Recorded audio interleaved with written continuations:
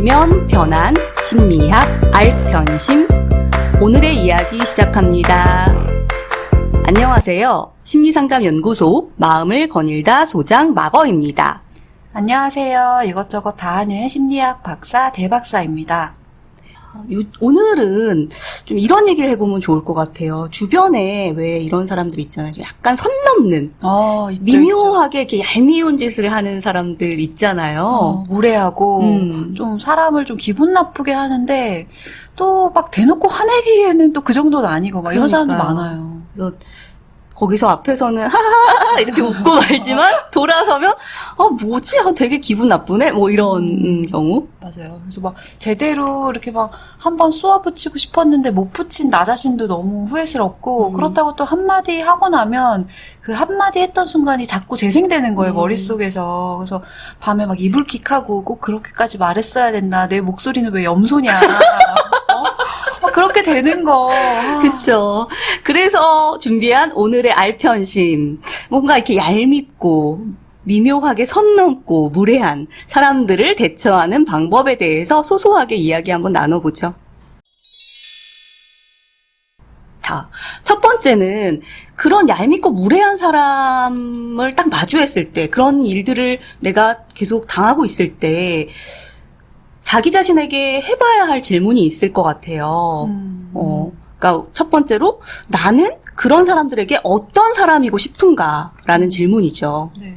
그러니까 우리가 내가 지금 이 순간 어떤 사람이기로 선택했는가를 생각하기 전에 그냥 본능적으로, 무의식적으로 어떤 반응을 하게 되는 것 같아요. 어떤 사람들은 발끈하는 사람들도 있지만 대부분 이런 무례한 관계에 대한 고민을 하시는 분들은 좀 참는 분들? 그쵸. 좋은 게 좋은 거지 그쵸. 이러면서 좀 아무 말도 안 하고 넘어가는 그런 분들이 많더라고요. 근데 생각해보면 그런 참는 순간, 그냥 좋은 게 좋은 거지 하고 넘어가는 순간에 나는 왜 이러지? 이게 아니라 사실 생각해보면 그 안에 나의 어떤 욕구가 숨어있을 수 있다는 거죠. 어떤 욕구들이 있을까요? 예를 들면, 약간 좋은 사람이고 싶은 마음? 또는 뭔가 문제를 일으키고 싶지 않은, 갈등을 만들고 싶지 않은 그런 욕구들이 숨어있을 수 있겠죠. 네. 그러니까 좀 순간의 불편함을 견디기 어려우신 분들? 그래서 갈등을 만드느니 차라리 그냥 좋게 넘어가는 게 낫다. 이렇게 생각하는 분들이 많은 것 같고, 무의식적으로 내가 이렇게 참고 넘어가면 저 사람이 나를 좋은 사람이라고 여길 거야 라는 기대가 있는 것 같아요. 그렇죠. 그런데 생각해보면 그래서 내가 그렇게 그냥 좋은 상황을 만들고 싶고 내가 그걸 감당하겠어라고 선택했으면 다행인데 지나고 나서 찜찜하고 막 억울하고 화가 나고 이러면 또 그게 무슨 소용이겠어요. 맞아요. 그러니까 어떤 기분 나쁜 순간에 나는 오늘 내가 진짜 대범하게 좋은 사람 한번 돼주겠다. 이런 의식적인 생각으로 참은 거면 괜찮죠. 네. 왜냐하면 상대방이 계속 얄밉게 굴어도 저 사람은 딱해라 이런 마음으로 넘어갈 수 있을 테니까요. 근데 무의식적인 어떤 착한 사람 컴플렉스 이런 것 때문에 그냥 참을 수밖에 없었다면 자기도 모르게 참았다면 남이 이런 나를 인정 안 해주면 또 속상한 거예요. 그쵸. 그러니까 계속 그게 쌓이고 좀 억울하고, 그쵸. 오히려 더 화나고.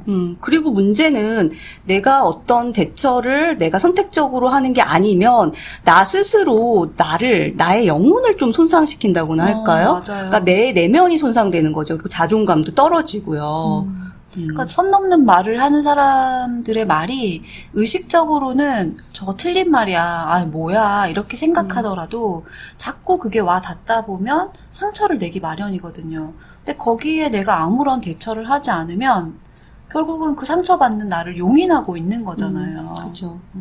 무엇보다 저는 이런 분들이 많다는 생각이 드는데 이렇게 누가 나한테 무례한 말을 해도 자기 감정에 확신이 없는 분들이 많더라고요. 그러니까 내가 기분 나빠도 되나? 이 말이 내가 지금 화나는 게 맞나? 그러니까 내 감정에 대해서 좀 잘 느끼지 못하거나 느낀 감정에 대해서 좀 이렇게 확신을 갖지 못하시는 분들이 더 꾹꾹 눌러 참고 아닐 거야 이렇게 상대를 이해하려고 애쓰고 막 그러는 경우가 많은 것 같아요. 근데 이제 어떤 상황에서는 되게 분명할 수 있잖아요. 감정도. 이거는 화가 나는 상황이야. 근데 약간 이제 그 얄밉게 하는 사람들 보면은 그러니까 그 내가 느끼는 감정이 맞나 이런 혼란을 겪을 수 있을 것 같아요. 감정에 뭐 확신이 있건 없건 간에.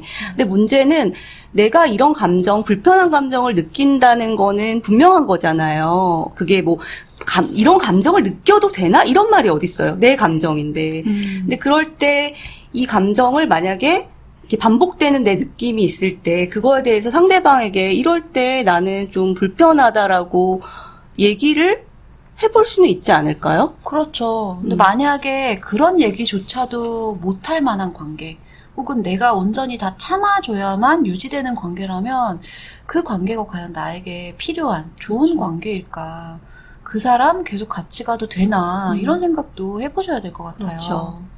그러니까 첫 번째로는 나는 내가 뭔가 참고 있다면 그런 상황에서 화가 나는데도 꾹꾹 눌러 담고 있다면 나는 왜 이러고 있지? 우선은 자신의 욕구를 좀 들여다봐야 되고 그리고 나서 이 감정에 대해서는 우리가 누누이 말을 했지만 감정이라는 건 옳고 그른 게 없다. 내가 이게 불편하다면 우선은 선택하는 것. 내가 그렇죠. 이거를 그냥 뭐 난 대범한 사람으로서 내가 그냥 이 상황에서 그냥 넘어가겠어. 별거 아닌 거지라고 넘어갈지 선택할 수 있고 그런데 만약에 이건 넘어갈 일이 아니다. 내가 이 감정이 좀 불편하다. 그렇다면은 상대방하고 얘기를 해볼 수 있다라는 거죠. 근데 그때 상대방이 그거를 야, 너 뭐 예민하게 뭘 그래? 뭐 이런 식으로 무시하거나 감정을 축소한다면 그 사람은 나에게 별로 나의 감정을 존중하지 않는 별로 그렇게 소중하지 않은 의미가 없는 관계일 수 있다라는 생각을 해볼 수 있다는 거죠.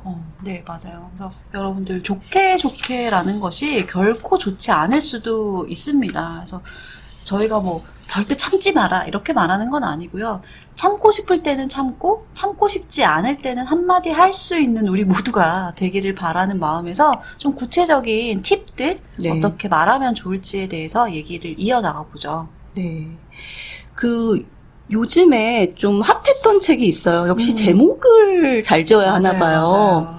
무례한 사람에게 웃으며 대처하는 법이라는 책이 좀 많은 사람들한테 인구의 회자가 됐는데, 참 제목이 사람들이 혹하는 제목이에요. 맞아요. 그러니까 그 욕구를 너무 잘 캐치한 것 같아요. 그러니까 똑같이 무례한 사람이 되기는 싫은데 또 너무 또 내가 감정적으로 반응하기는 싫지만 그럼에도 불구하고 가만히 있고 싶지는 않은. 그러니까 웃으며 대처하는 법을 알려준대잖아요. 얼마나 네. 혹해요. 그렇죠.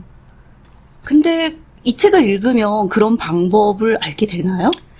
물론 되게 유용한 팁들이 나와 있긴 한 것 같아요. 근데 저는 개인적으로 어떤 생각이 드냐면 이렇게 무례한 사람한테 되게 우아하고 고고하고 내 감정은 동요하지 않으면서 나이스하게 대처하면 좋겠지만 그런 완벽하고 멋진 대처 방법은 어쩌면 없을 수도 있다는 생각이 들어요.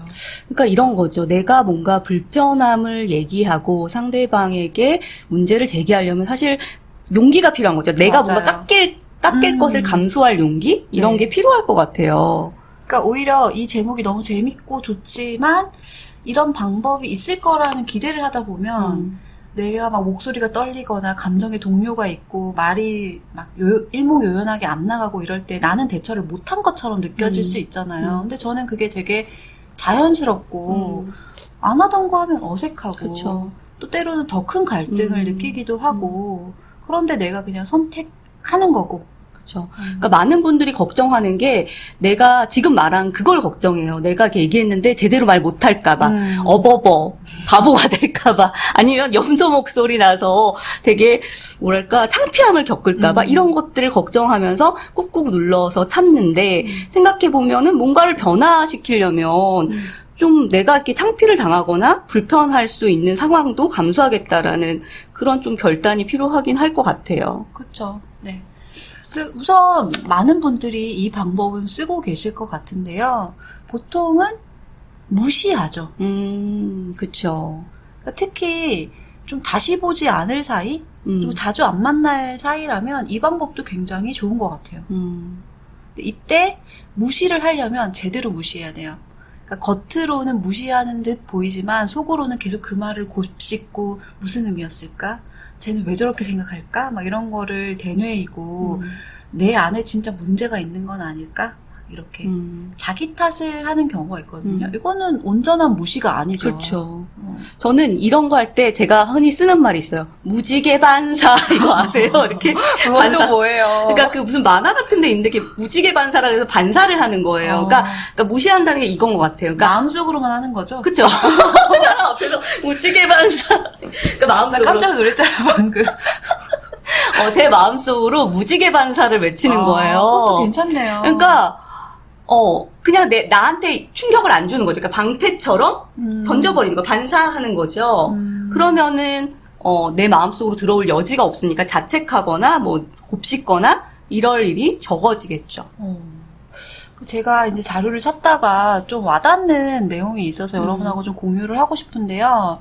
뭐 일상생활에서는 무지개 반사 이 정도도 되게 괜찮은 것 같아요. 그런데 좀 큰 상처를 준 사건들을 가지고 있는 분들 있잖아요. 예를 들면 우리 학교 폭력이라든지 네. 이런 것들이요.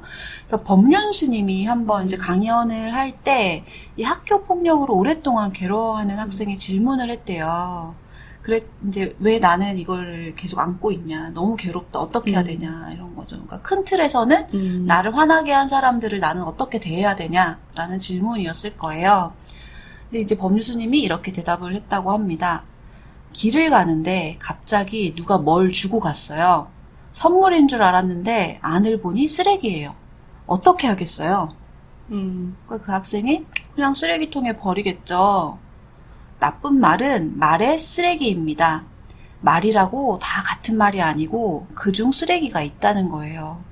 내가 가만히 있는데 그 사람이 쓰레기를 던졌어요.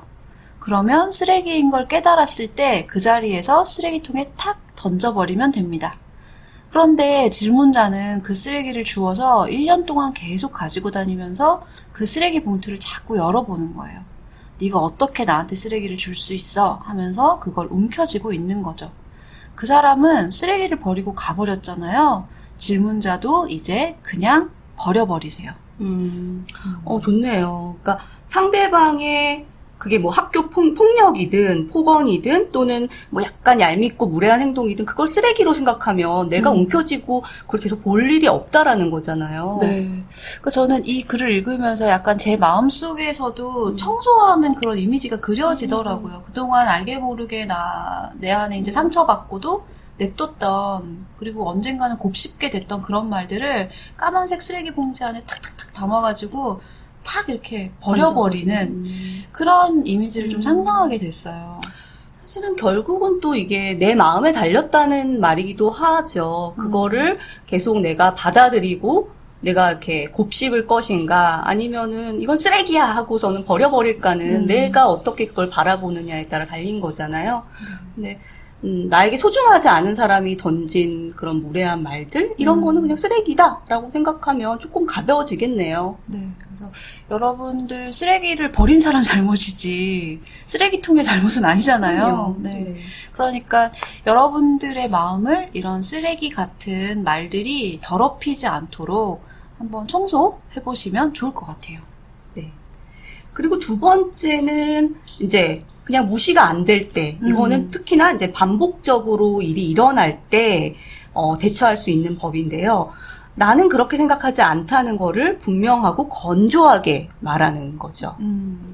저는 이 방법 제가 좀 배워야 될 것 같은데, 저는 이게 주변에서 만약에 좀 미묘하게 기분 나쁜 말을 들을 때가 있잖아요. 저도 모르게 더 웃으면서 인정하는 말을 하게 되는 거예요. 예를 들면은 뭐 그 사람이 넌 진짜 좀 특이해 이렇게 하면 뭐 그게 표면적으로는 특이해이지만 그 안에 되게 많은 뉘앙스들이 있잖아요.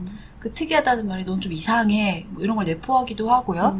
그럴 때 저는 기분이 나쁜데 분명 나쁜데 그 순간 표정이 일그러지거나 이런 자신을 들키고 싶지 않은 거예요. 그러니까 오히려 더 막 웃으면서 맞아 내가 좀 그렇지 막 이렇게 약간 너스레 떨게 된다고 해야 되나? 근데 그러고 나면 되게 자존심 상하고 제 자신이 좀 상처받는 그리고 오히려 내가 왜 저 사람의 말에 수긍해버렸을까. 마치 내가 정말 그런 사람인 것처럼 해버렸을까. 이런 게 되게 많이 후회되더라고요. 근데 이렇게 제가 하면 상대방은 어떻게 되냐면 내 말이 맞네. 제가 웃었어. 인정했어. 아, 역시 나는 사람을 잘 봐. 그러니까 더 제가 그 사람의 나쁜 말과 행동을 강화시키고 있는 거죠. 그럼 어떻게 바꿔볼 수 있을까요? 그러니까 이런 표현을 강화하지 않는 게 중요한데요. 그냥 내 생각이랑은 다르네. 너는 나를 특이하다고 보는 것 같네.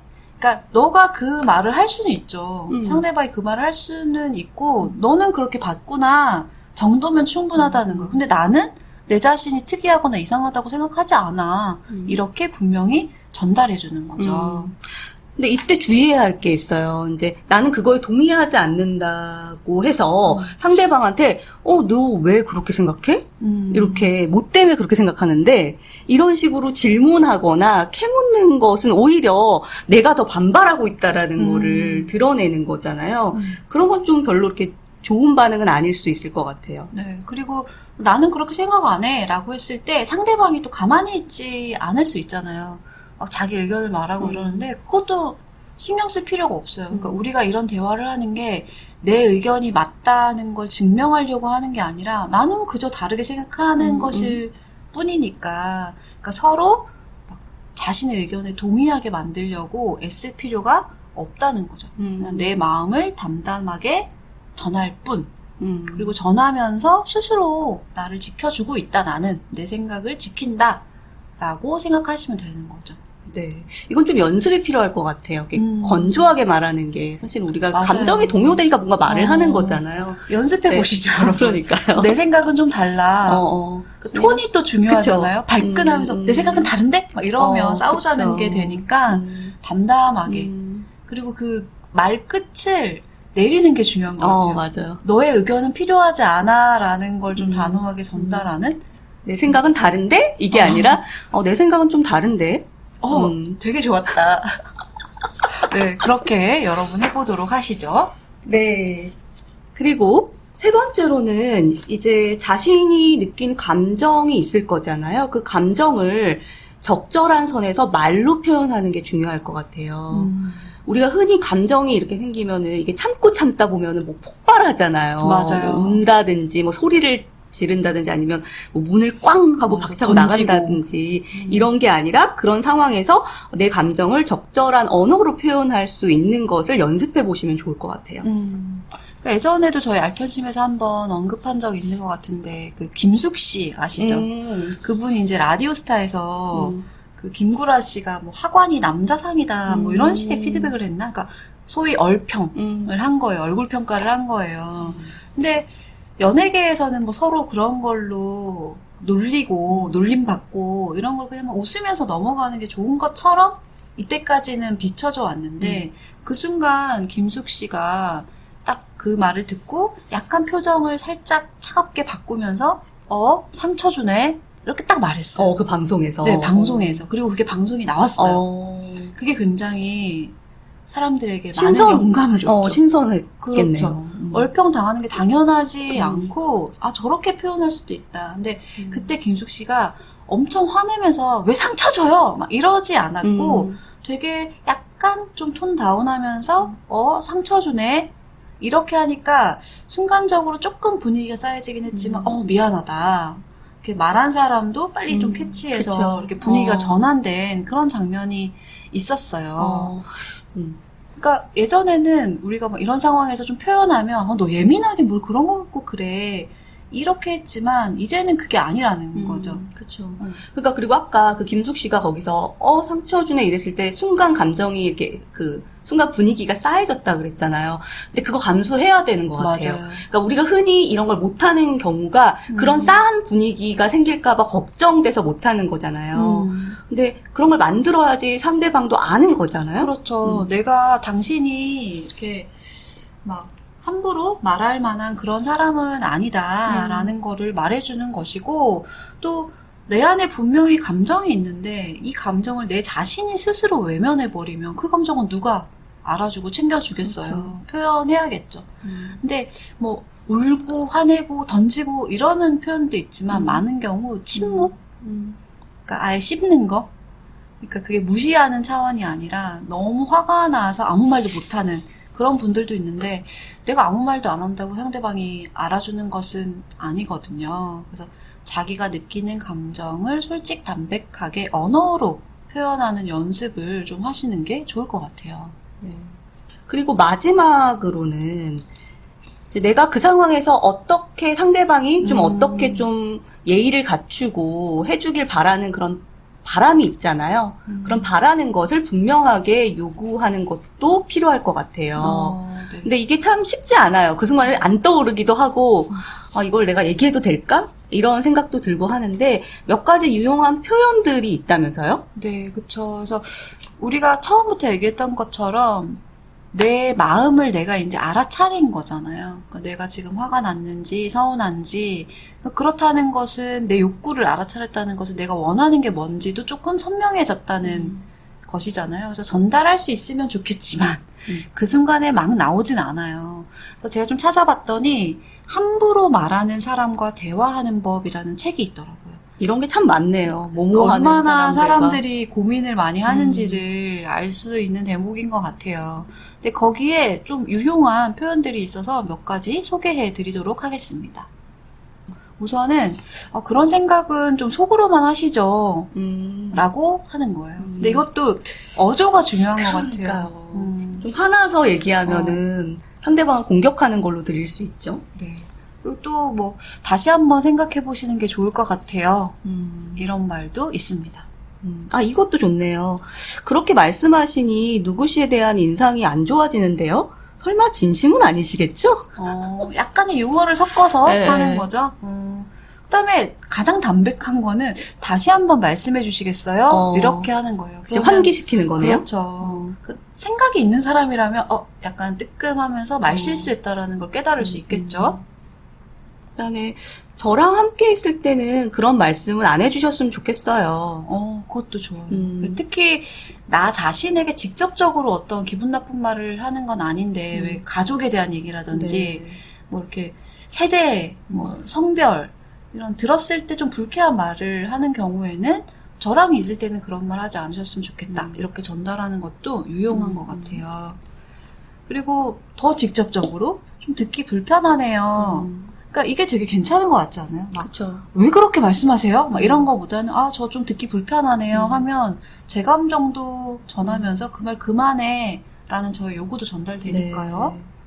그 어떤 공적인 자리에서요. 그러니까 이제 무례하게 하는 어떤 사람 직원들이 있다면 이름이 어떻게 되시죠? 이런 식으로 되묻는 방법도 있다고 하네요. 그러니까 지금 뭐라고 하셨죠? 이러면서 좀 약간 펜과 종이를 준비하라라고도 써 있더라고요, 책에서는. 그러니까 저희 윤변님이 나와서 얘기해 주셨던 거랑 같은 맥락인 것 같아요. 좀 내가 가만히 있지 않을 거야 라는 조금 더 단호한 메시지를 던지는 그런 표현인 것 같아요. 그래서 이 중에서 만약에 여러분들이 이 표현 괜찮네 싶은 게 있다면 좀 자기 안에 하나의 무기처럼 가지고 계셨으면 좋겠어요. 그래서 평상시에 마음속으로 계속 연습하는 거죠. 이런 상황이면은. 근데 이제 많은 분들이 쓰시는 방법 중에 되도록 하지 않아야 될 것들이 있습니다. 예를 들면 다른 사람한테 가서 억울하고 분한 감정을 막 토로하는 거예요. 물론 그 순간에 감정이 정화되는 효과는 있을 수 있죠. 그리고 믿을 만한 사람이라면 또 위로받을 수도 있고 괜찮은데 그러니까 제대로 적절하게 대처하지 못하고 자꾸 뒤에 가서 그 사람이 그랬어 막 얘기하고 이러다 보면 결국 또 자기 자신이 상처받는다는 거예요. 그렇죠. 그러니까 이런 것 같아요. 그러니까 내가 이거를 왜 얘기하고 있는가. 그러니까 문제 해결을 위해서 이런 상황인데 어떻게 해야 될까. 이런 문제 해결을 위해서 하고 있다면 그거는 필요한 일인 것 같아요. 왜냐하면 이게 우리가 직장 내 괴롭힘에서도 얘기했듯이 이게 상황이 판단이 안 되고 또 객관적으로 다른 사람이 볼 때 어떤 상황인지 알기 위해서 필요한 경우도 있잖아요. 그건 괜찮지만 내가 이거 울분을 표현하거나 아니면 나의 정당성을 확보하기 위해서 어떤 누군가에게 약간 뒷담화라고 하죠. 그런 식으로 하고 있다면 사실은 뒷담화하고 나서 내 기분도 찝찝하잖아요. 그래서 맞아요. 어떤 목적을 가지고 내가 다른 사람에게 이야기하고 있는지 이거를 먼저 생각해 보시는 게 더 중요할 것 같아요. 네. 그리고 뒷담화를 계속 하다 보면은 우리도 모르게 나도 누군가에게 뒷담화 당할 수도 있다? 그런 불안함이 또 생긴대요. 그리고 내가 뒷담화한 게 또 흘러갈 수도 있다. 네. 그러니까 불안한 상황이 더 많아지는 거죠. 그래서 뒷담화하기보다는 오히려 자기가 자신의 감정과 어떤 요구를 제대로 표현하는 것이 훨씬 건강한 방법이다라는 것을 강조하고 싶습니다. 그리고 이 외에도 몇 가지 사소한 팁들이 있어요. 예전에 여러분 그거 기억하세요? 이렇게 주먹을 꽉 쥐고 이렇게 딱 서면은 자신감이 생긴다. 네. 파워 포즈 이런 얘기 네. 한 적이 있었잖아요. 세화된 인지. 그렇죠. 그래서 마찬가지로 내가 좀 용기를 내서 나의 감정이나 내 요구를 말하고 싶을 때는 앉아서 얘기하는 것보다는 일어서서 얘기하는 것이 더 유용하다라고 하고요. 또 어떨 때는 앉아 있다가 일어서는 것만으로도 내가 좀 그냥 가만히 만만하게 당하고 있지만은 않겠어 라는 표현이 된다고 합니다. 그리고 당신이라는 말로 먼저 사용하래요. 그 사람에게 그만하라는 사인을 보내야 되기 때문에 예를 들면 막언님 제가 좀 듣기 불편하네요. 이런 식으로 상대방의 먼저 이름을 먼저 불러주는 것이 훨씬 더 주의를 딱 집중시키면서 효과 있게 전달하는 법이라고 합니다. 많은 분들이 이제 대인관계에서도 이럴 땐 어떻게 할까, 저럴 땐 어떻게 할까 이런 질문들 되게 많이 하시는데 결국 대답은 하나인 것 같아요. 그래서 어떻게 하고 싶냐? 그 상황에서 당신은 어떤 사람이고 싶냐? 이게 제일 중요한 것 같아요. 그래서 참고 싶으면 참는 거고 참고 싶지 않다면 오늘 저희가 소개했던 몇 가지 팁들을 가지고 대처해 보시면 좋을 것 같습니다.